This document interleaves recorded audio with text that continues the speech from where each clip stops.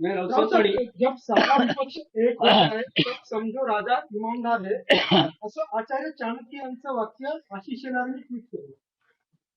राजा चाणक्य राजा ईमानदार है तो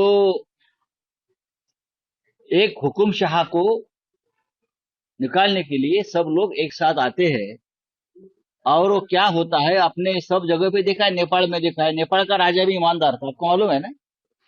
उनको पूछो, हिंदुत्व का इतिहास पढ़ लीजिए, हिंदुत्व का इतिहास पढ़ लीजिए, आपको मालूम नहीं है। सबसे बेईमान राजा अगर कोई होगा तो इस देश का राजा सबसे बेईमान है, इस महाराष्ट्र का राजा सबसे बेईमान है आज। तो इस बेईमानी के खिलाफ लोग लोकतंत्र में एकजुट होते हैं और कल आपने देखा है बेईमानी के खिलाफ यहाँ की पूरा विपक्ष एकजुट हुआ। रवसर इंदिरा गांधी के खिलाफ तो इंदिरा गांधी को ईमानदार मानना चाहिए। आप इमरजेंसी के खिलाफ इंदिरा जी के खिलाफ एकजुट हो गए ना, उसका मतलब है इंदिरा गांधी ईमानदार थी और बीजेपी के लोग और सब बेईमान थे। आप राजीव गांधी के खिलाफ एकजुट हुए, वीपी सिंह को अपना नेता बनाया, उसका मतलब है राजीव गांधी ईमानदार थे और आप सब लोग बेईमान थे। मिस्टर शेलार, हिस्ट्री पढ़ लीजिए। रवसर त्या कालच्या शिष्टमंडळाच्या व्यासपीठावर राज ठाकरेंनी म्हटलं की मी 2017 पासून महाविकास आघाडीत होतो, एका प्रकारे आपण महाविकास आघाडीत येण्यास इच्छुक असल्याचे संकेत काल त्यांनी व्यासपीठावर दिल्याचं म्हटलं जातं. मग तुम्ही त्यांना तिथेच हा प्रश्न विचारायला हवा होता।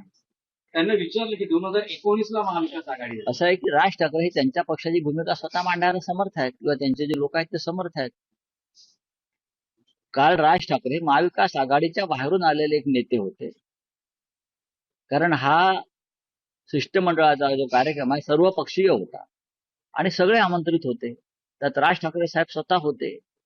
बाकी पुढला त्यांचा राजकीय निर्णय काय आहे ते स्वतः घेतील। नाही, पण त्यांचं जे विधान आहे, तुम्ही 2017 पासूनच मला माहित महाविकास नाही. आघाडीसोबत होतो, याचा अर्थ असा म्हणायचा का की ते म्हणजे तुम्ही त्या दिवशी म्हणालात की काँग्रेसला सोबत घ्यावं ही त्यांची इच्छा आहे, भूमिका आहे, पण निर्णय नाही। तर आता त्यांनी जे म्हटलं आहे तर ते संकेत मानावेत का की ते महाविकास आघाडीत येण्याचे असं आहे इच्छुक की त्यांच्या पक्षाची भूमिका ते स्वतः मांडतील ना, त्यांच्या पक्षाची भूमिका मांडायला इथे मी अजिबात उभा नाहीये। मी महाविकास आघाडीची भूमिका मांडेल, मी शिवसेनेची भूमिका मांडेल। ते शिवाजी पार्कला शिवतीर्थ या इमारतीत राहतात बरं का, आणि त्यांच्या दोन्ही बाजूला घराला दरवाजे आहेत। कुठल्या तरी एका दरवाजावर उभे राहून तुम्ही त्यांना जरूर प्रश्न विचारा, ते उत्तर द्या। राऊत तुम्ही म्हणालात की तुम्ही महाविकास आघाडीचे नेते आहात, महाविकास आघाडीचे शिल्पकार म्हणूनही तुम्हाला ओळखलं जातं, तर अशा वेळेस महाविकास आघाडी राज ठाकरेंना सोबत घेण्यास इच्छुक आहे का? नाही, पण याच्यावर चर्चाच झालेली नाही ना का। नाही, कालचा विषय होता हा निवडणूक आयोगातल्या आमच्या निवडणुकीतल्या घोटाळ्या संदर्भातल्या शिष्टमंडळाचा होता। मला असं वाटतं आपण सध्या त्याच्यावरच चर्चा केली पाहिजे आणि भविष्यातल्या राजकारणावरती तुम्हाला लवकरच माहिती मिळेल। आता isakal.com आहे देशातील नंबर 1 ची मराठी न्यूज वेबसाईट। प्रत्येक अपडेटसाठी isakal.com ला नक्की भेट द्या।